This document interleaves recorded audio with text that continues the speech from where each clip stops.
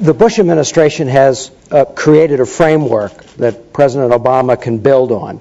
Over the last 3 years, the Bush administration has put in place, on paper, a strong international coalition which supports the offer to Iran of providing assistance to their nuclear energy program, provided that they agree to a long-term moratorium on their efforts to develop an enrichment capacity, which would give them a nuclear weapons option.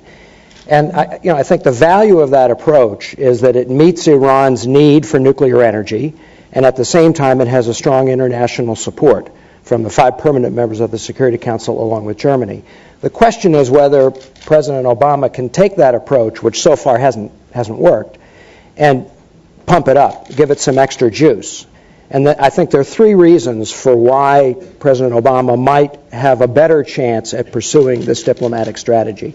First, as Richard mentioned, is the collapse in the price of oil. Up to now, U.S. efforts to pressure Iran through international sanctions really hasn't been effective, in part because Iran's been cushioned by the high price of oil.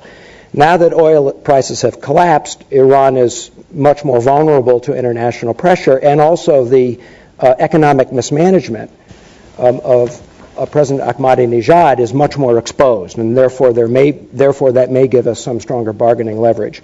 Secondly, as others have mentioned, I think President Obama will be in a stronger position to appeal to the Iranian people. Now, it may very well be true that the Supreme Leader and President Ahmadinejad don't want better relations with the United States. They may very well judge that their position in the region is enhanced by having a hostile relationship with the U.S.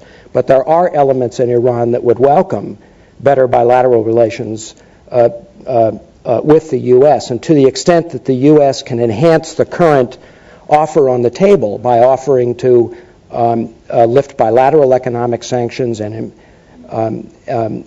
establish normal political relations, that may put some pressure internally on the Iranian leadership that would make the current package that the Bush administration has endorsed more attractive. And finally, and I think an essential element to all of this, has to be a stronger threat of sanctions if Iran rejects a more generous U.S. offer to improve bilateral relations. And even though the Bush administration has put together an international coalition, the weakness in it has really been Russian and Chinese refusal to support stronger sanctions through the UN Security Council. And one of the challenges for Obama and his team will be whether he can get the Russians and Chinese on board with supporting stronger measures through the Security Council if Iran rejects this better U.S. offer that would, presumably be launched through a direct bilateral negotiation with Iran without condition.